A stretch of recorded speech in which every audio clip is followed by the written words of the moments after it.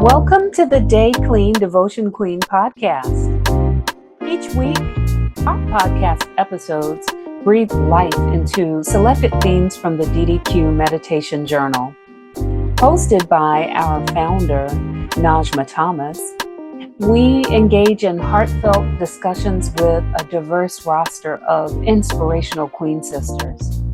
We explore their unique perspectives, uncover the wisdoms shaped by their journeys, and celebrate the trials and victories along the way. Together, we are creating a womanifestation space where conversation meets examination and sparks transformation. Well, welcome back. Welcome back, Queen Sis. It is another episode of the Day Clean Devotion Queen podcast. I'm Najma Thomas, and I am so delighted to have yet another fantastic featured guest for this podcast. Joining us today is Dee Hall Goodwin. Dee, welcome to the podcast. Thank you. Thanks for having me. Absolutely. I'm so excited to speak with you. You know, I followed you to Williamsburg just to Yes. I love that. little bit of a stalker there, but it's all about the No, I love that. I Okay. love getting to meet new people through flowers. It's great. Yes, and so Dee and I met through flowers bringing people together. So I'll give you listeners a little bit of background about this phenomenal queen sis. Dee Hall Goodwin is the founder of Mermaid City Flowers. That is an urban flower farm and design studio out of Norfolk, Virginia. She grows on borrowed plots and specializes in native plants, usually unusual cut flowers, and sustainable foam-free design practices. And Dee is also the founder of the Tidewater Flower Collective and Black Flower Farmers. Her work has been featured in Black Flora, Garden and Gun. And what's the latest feature on which you are cover? The latest is on Form magazine, which is a Virginia quarterly, and surprise to everybody, including me, it's the cover story for their fall issue. And it's an awesome cover. I'm going to put the link in the podcast episode notes so y'all can go check that article out. So Dee shares her expertise through talks and workshops with organizations including the Garden Club of America, the Pennsylvania Horticultural Society, and Norfolk Botanical Garden. She focuses on floral care, floral design, and the power of flowers to connect culture and community. And as you can clearly see, flowers connected us. We are Yeah. now part of community. So again, I'm just really delighted to have you sharing the platform with us. Our season 4 is all about celebration. This is, we are celebrating. This theme is all about celebrating individual and collective milestones, amplifying Black joy, joy as resistance, and leaning all the way into our ancestral and traditional holiday and holy day rituals. So, what better time to talk to a florist, the Mhm. provider of all beauty and wonderment during our celebrations, aside from the food, it's the flower. Yes. So, on the Day Clean Devotion Queen podcast, I ask all of our featured guests the same question. So, I'll start out with that question with you, Dee. What is your day clean ritual? How do you get your morning started each day? Well, I'm a pretty early riser, and I like to have tea in the morning, and unsurprisingly, I'm usually out in the garden checking on things. First light is a really great time. It's quiet, it's very peaceful. It's work, but in a way, it's also meditation for me. It's my version of meditation, just getting to be out there, walk around, see what's around, observe and really be in nature. And I mean, it's my favorite way to start the day always. Yeah. That sounds wonderful to get started in Mother Nature. It's a Yeah. different kind of light too. Like I've got this ring light beaming on me right Yes. now. Yeah. Yeah. Artificial light is the word. But to get the first light, like you said, to get the day started out in Mother Nature, it's got to be a wonderful. It sounds like a beautiful. And with a cup of tea, walking through your flowers, I can just see you. Yes. Yes. Come Yes. on, what is better than that? Yeah. Okay, that's wonderful. So let me ask you about like your celebration practice. How do you, when you think about celebration, Dee, what comes to mind first for you? What do you think about first? Um, I was looking at this question and I was really thinking like music. Music it sets the mood, whatever the mood is gonna be, right? So even when I'm preparing to do something, like every year I host a big Friendsgiving, and like wherever I am, whether I'm having it at home or last year we had it in the studio, you know, the music and the playlist is like a big deal, and kind of how I start that preparation, even when I'm, cooking, or after in the morning after I've gone outside and I'm, getting ready for the day and I'm showering, I have music playing, and my kids always make fun of me. They're like, mom is awake, there's soca blasting at 7 a.m. or whatever it is. But I really feel like, Yeah. for any day, that's really the way to get started, or to set any mood, whatever it is, whether it's, joyful, sad, contemplative, whatever it is. I think for me, but especially for celebrations, it starts with music. Yeah. Get that soundtrack going. I Yes. have, Yeah, I for have to sure. have a soundtrack for every day. I've Yes. got a Yeah. I've got a song for every day clean entry. And sometimes I play it over and over and over again. I don't Yes. want the repeat button. So yeah, I definitely feel you with getting the celebration started with the music. So Black joy is often described as a form of resistance here lately, and this is good. It's doing my heart all kinds of good to like listen. Just to be joyful is resistance. What Yeah. does that mean for your work, like your where you are right now? How do you receive that? I mean, I literally, work with flowers, and for all kinds of events, I call them celebrations, whether it's, a wedding or a celebration of life, whatever it Mhm. is, we're celebrating a human milestone. And one thing I have loved about flowers and working with flowers is the power to connect people through those different milestones. Like tomorrow, I'm doing flowers tonight for I have a birthday arrangement, but I also have a funerary arrangement, right? And those are both ways of showing people that we care, whether it is, caring for our loved one who is celebrating a birthday, or, caring for our friend who has lost somebody that's important to them. Um, Mm. I I really enjoy that, and the language and the power of flowers to connect. They're so evocative. We look at them, we smell them. It's a tangible reminder, whether it's somebody's favorite flower, or, a reminder that somebody is thinking of us. And I feel I'm getting goosebumps. I mean, I do feel that that Yeah. is a pretty powerful tool. One thing I'm kind of softly exploring in the background of my work is, flowers in resistance movements, right?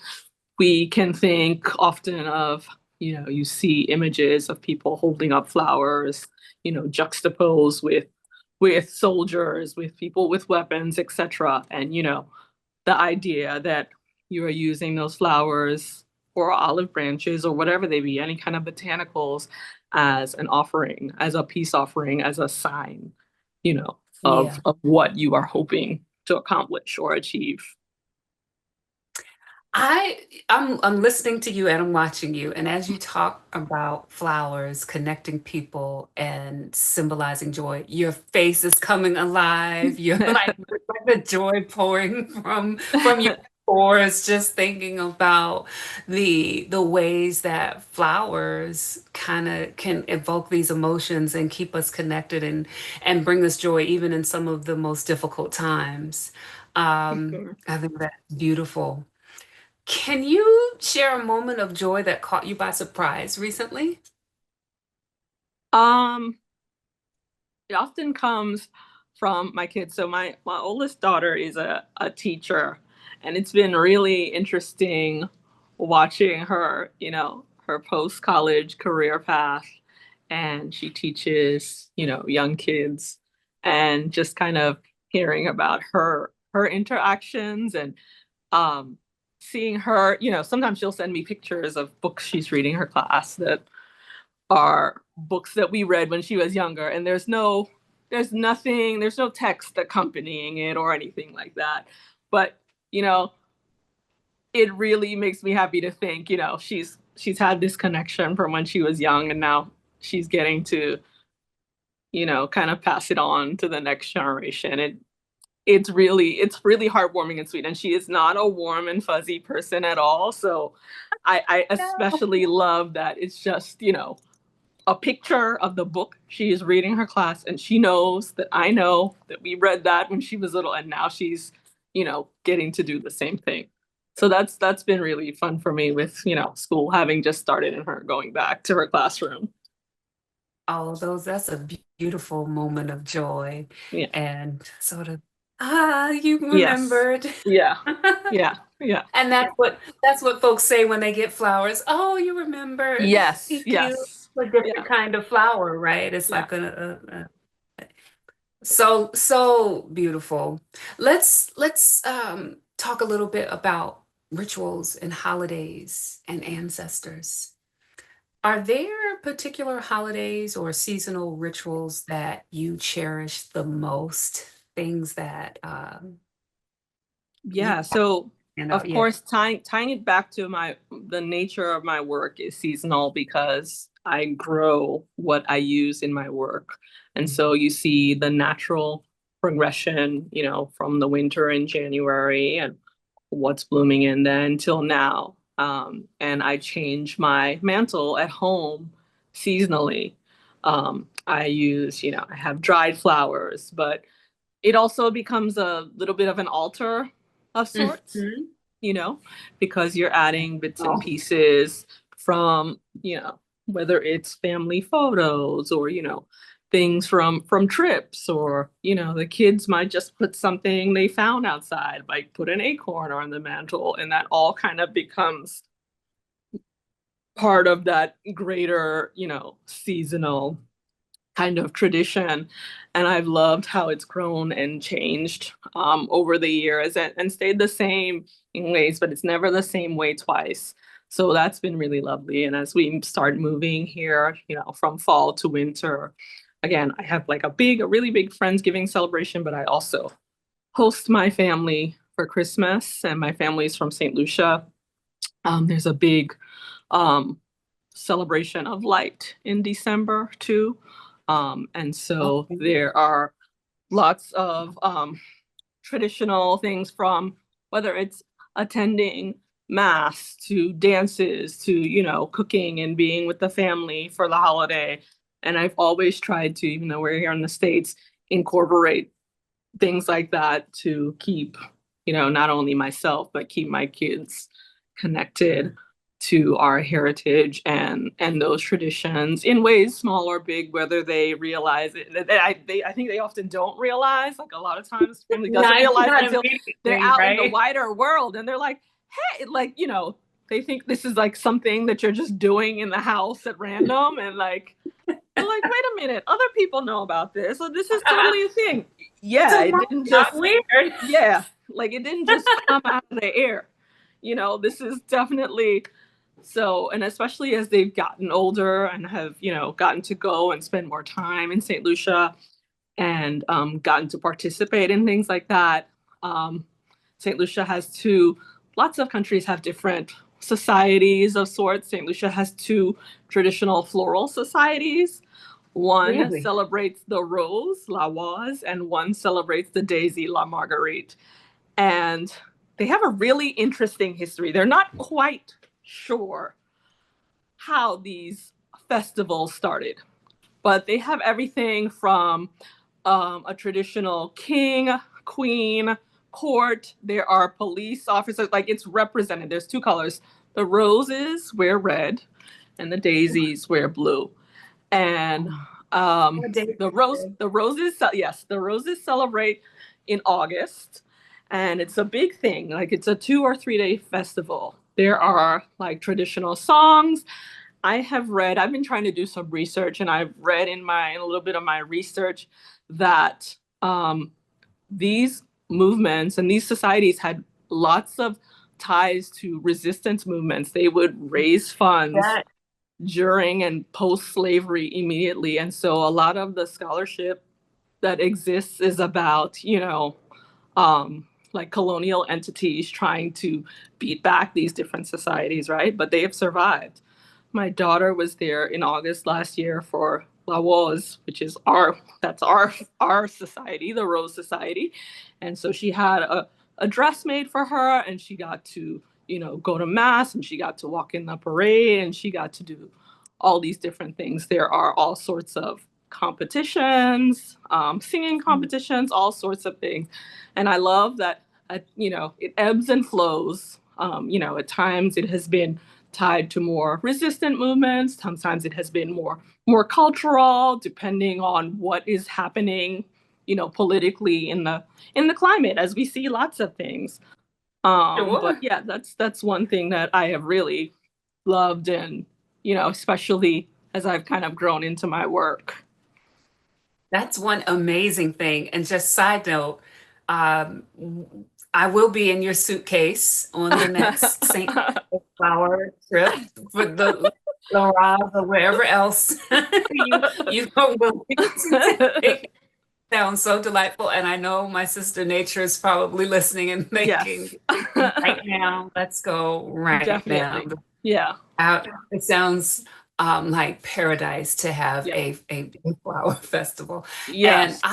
I appreciate how you've amplified that. Sometimes it's about celebration, sometimes it's about resistance. It moves with the needs of the culture and at the time, and that is such a valuable thing for your culture there. But I think just in general, when we think about our festivals here as well in Oh the yeah, African and it's American. like a real testament to the fact that, these things have been able to be kept and to survive, and it's, really becoming important. St. Lucia is a cultural development foundation that really now, only probably in the past, 20, 25 years, is realizing how important it is to kind of preserve that culture, and to, write things down, get things on video, etc., and get to tell it from our perspective. Because like I said, a lot of it, when I looked historically, is, from the British or the French's perspective of needing to push back or destroy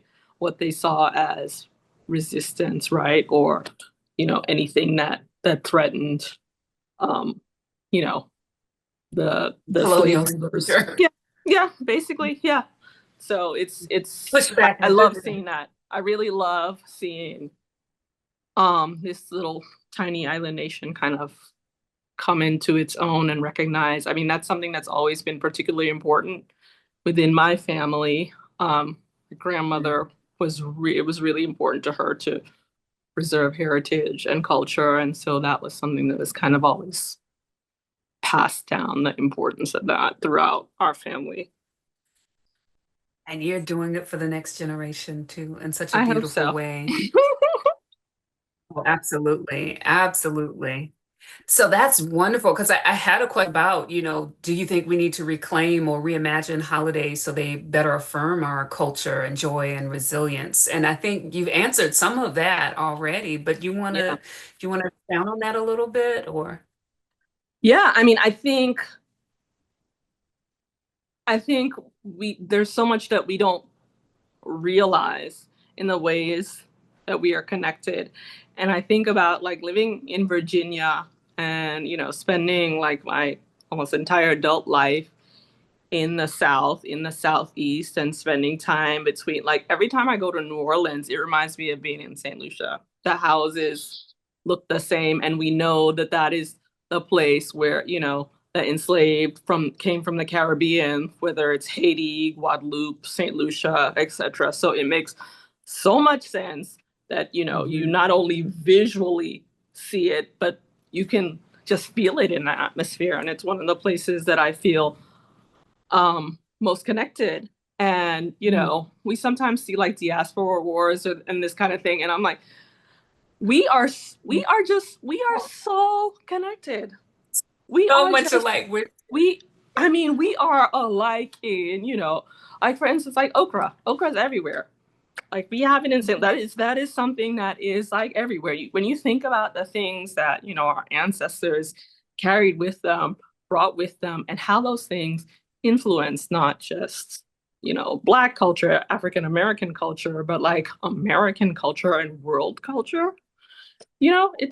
It's huge, especially in what I do, in farming, in growing things, and you see the importance. Like you're in South Carolina of that, like Carolina gold rice. All Yep. like literally, like this country would not exist if it was not for the knowledge and horticultural expertise of our ancestors. Like it wouldn't. Ancestors. The connection to the African ancestry across the diaspora, it seems like it's coming up even more during these troubling times. Folks are getting even more connected and starting to see, like you mentioned, the quote unquote diaspora wars. So meaningless, so Yeah, meaningless. We're just cousins, and yeah. we're I doing it mean, a that's little. literally that's it. That's We're it. cousins, honey. We have, we share food, we share words. I mean, we share, they're skin folk, but they're kinfolk. We share a lot. And Even it is, the sounds of the teeth sucking, yeah, I know. honey. Yeah. Like all of we brought that with us. Wherever we went, we kept that. We Like kept it. you being here is a testament to the resilience of your ancestors. You're here. We kept it. We made it. And we're still going and we're still doing those things.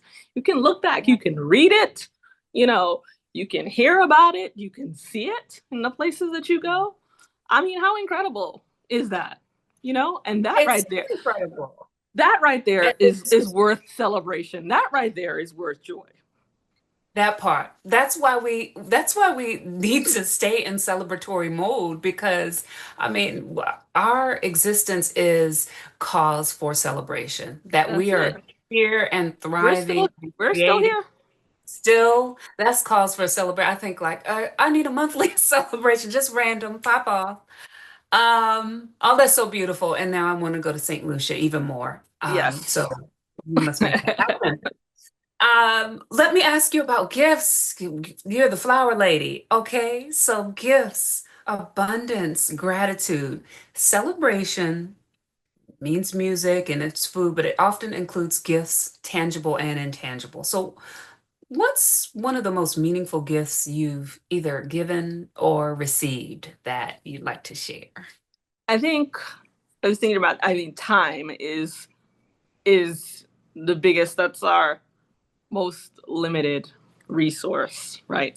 You can't get that back once it's gone. And so time, whether it's time with friends or time with family, think about how rejuvenated you feel when you see somebody that you haven't seen for a while, right? And you spend time in their company.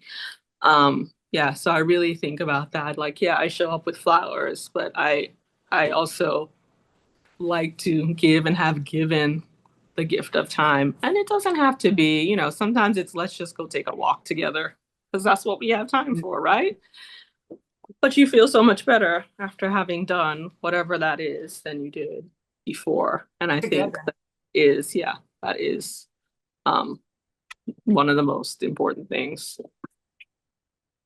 It's a beautiful gift to give and receive. So for our listeners who want to be more intentional, this is the season of giving, although we should be giving all year long because we're Yeah. celebrating all year. But since we're focused this season, so that maybe they want to be more intentional about celebrating their loved ones, what advice would you offer?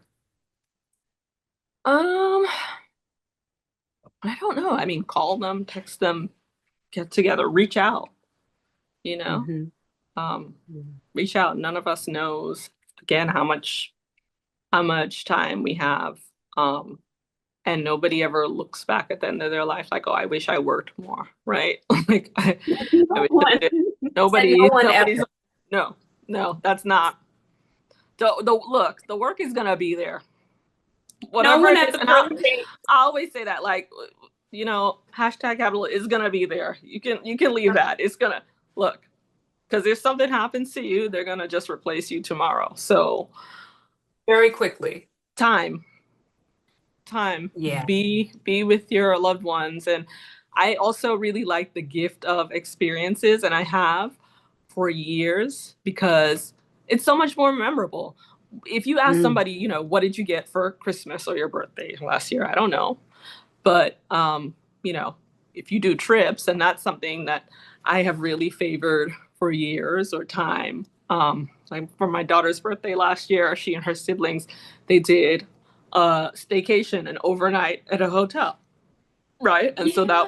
that was much more meaningful. And now this year she wants to do a birthday dinner. So I think yes, some of it is tangible, but really kind of having experiences, because when we think about what we remember, it often isn't that material thing, which are lovely. I love a good gift. Don't get me wrong. Yes to all of it. We'll take all of it. But the likelihood of us remembering, oh, remember that year that we did XYZ, we started an annual fall camping trip with our kids last year. And so we're in the process of planning, and now they're going to bring their partners this year. And so I'm like, okay, this is another like little new tradition we're building as they get older and things change. It's really interesting to see like what the new tradition becomes, or how what we've done in the past kind of changes to accommodate that. Yeah. But it's something fun. It's something they love doing, and I love, and they love. Like, I love when my mom sends me a picture of me when I'm younger and we're like on a trip or we're doing something. And like the other day, she sent me something with some family friends. I was like, yeah, I remember that day because they XYZ and did blah, da, da, da, da, but it's just so much more memorable. So that's the other thing I really enjoy, having experiences, whether it's with family or friends, or, even like for work. When I go to conferences, I tend to make my conferences in a party. I like to say I'm in the bathroom having the side chats, because that's where the action is at. That's where you're making the friends. That's where the In the relationships are corridors, having it. It's not right. It's not in outside of the that workshop. conference room or whatever. It's just let's sneak out and go do this. I saw this fun thing. Let's Let's run go out there. do that. Listen, they're not gonna miss us, There's a okay? flower wall over there. Let's Yeah, go. let's do that. But the same thing. That's another way to like continuously build relationships and build up relationships that you have existing. Again, that time is not something you can really trade for anything else. I love that theme of it being a gift both ways, and how you can turn even the smallest things into a celebration just because you're spending time together, just because, we're having this time. I like that so much. Okay, so I can probably guess your answer to this question. If you could offer our listeners and our viewers one celebration practice to carry into the next season, what would it be? I mean, that would be it. How about, decide to not do gifts, or do something smaller in favor of, you know, time together. Make a small ritual. It can be, a dinner. It can be, we're gonna meet in the park, or we can get on an airplane and go somewhere, or do something. Whatever it is, you have the capacity and ability to do. It doesn't have to be grand. That's the other thing. Yeah. You know, Lots of people can't do things on a grand scale for one reason or another. That doesn't make it any less meaningful. And I think we have to really kind of try to hold on to those small moments to really keep us going and moving forward in, these unprecedented but also very precedented times that we live in. Oh boy, these times, right? I, Yeah. Yeah. I just appreciate how you put a spotlight on that because it doesn't have to be grand in that it doesn't have to be expensive and No. outlandish, but it's grand, it can still be grand. It Even if it's, can. you I can make listen, all anything grand. yeah, I light candles every night. My family probably hates it. I'm like, no big lights, turn off all the lights. Every night I have my living room by candlelight only. And it is something that like when like new people come into our home or whatever, it's the first thing they comment on, like how much they love it. That's grand. It That's very grand. it just instantly adds strong. It's something easy, it's little votive candles or little. It's not a big, It's instant posh. it's easy to It's do, right? grand. And this is something that's also easy to access. It's not something that you need, a lot of money to do or a lot Dollar of. store guy. I thrift all my, I have candelabras, I have little votive candles, I get candles even at garage sales, whatever it is. It definitely doesn't have to be something that, is this big affair in order to make it special. And to make it memorable. Oh, that's so Mm-hmm. beautiful. Okay. Last comments. I've really enjoyed this conversation so much. I know that our listeners have as well. How can folks connect with you if they want to learn more about your work, if they want to support what you're doing, if they want to drop in, if they want to go to St. Lucia on your flower? Tell As the you people how know, to get. I'm chronically online, so you can find me across all social at Mermaid City Flowers. You can reach me by email, probably by carrier pigeon. If you send one by the studio, I'll be like, oh, this is cool. This is not something somebody's ever done before. I love it.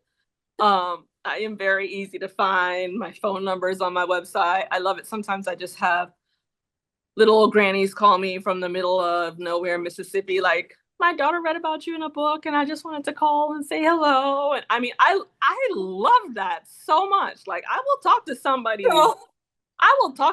grandma for an hour on the phone. Like, listen. You gotta talk to, if it's a grandma, you gotta talk to You them for have an to. hour You're on the phone. legally obligated to do Or it if she legally calls you. obligated. Yes. Like You cannot. I cannot risk not answering, not like. I wouldn't advise it. I wouldn't No. want to No. mess up my ancestral Right. energy. No.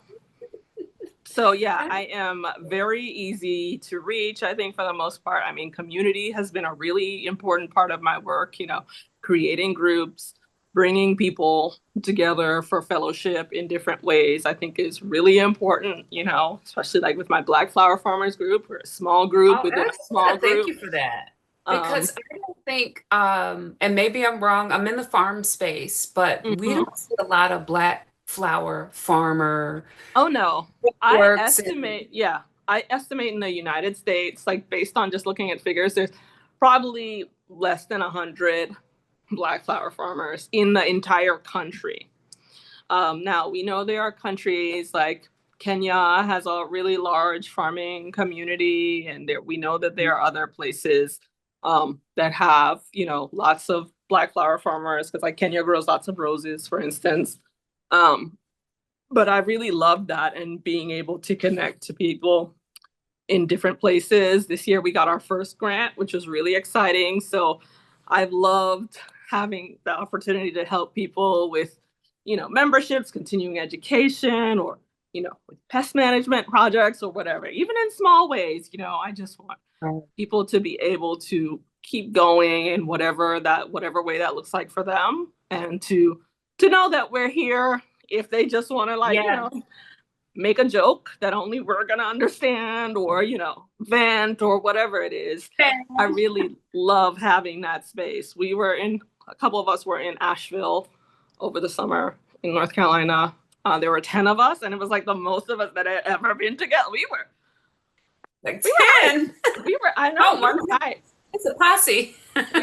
We sat together, like we were in the lunchroom and went to Oh, dinner. We rented a house together. It was really fantastic because, as you that's know, awesome. farming itself can be a very solitary activity, right? And then you add on top of that the isolation of being a Black person doing it, in an industry that has historically excluded us, for many reasons. Let's say like post civil rights exclusion. I mean, we know about the historical exclusion of that. I don't have to go down there where people already know. No, no, But we understand. yeah, it's really great to have that. We have like a Rosarian in our group that works for the Missouri Botanical Gardens. And I just love having these people with all these different knowledge bases and also all these like points of connections because again, whether they're in the US or in the UK, there's people in Canada, there's people in South Africa, we're more alike Yeah. than different. And we're not. Yeah. Yeah. Oh, and to celebrate that, that's what we will close on. We are going Yeah. to celebrate how we are more alike than different. We come together in a beautiful flower bouquet Yes. and and we bring so much joy to each other. This has been a wonderful conversation. I thank you so much for the work that you're doing. Congratulations for the work that you're doing and the outstanding recognition you are receiving for this Thank work. you. Thanks. Um, and listeners, viewers, thank you for tuning in again for another episode of the DDQ podcast. If this episode brought you joy, and I know it did, don't keep it to yourself, Queen Sis. Sharing is caring. Send this link out to someone else. And until next time, celebrate today. Don't wait. Don't wait. Celebrate today. Take time with a loved one, like Dee said. Celebrate right now. Have an incredible remainder of your week. And we'll see you again, same time, same station next week. Bye bye, everyone.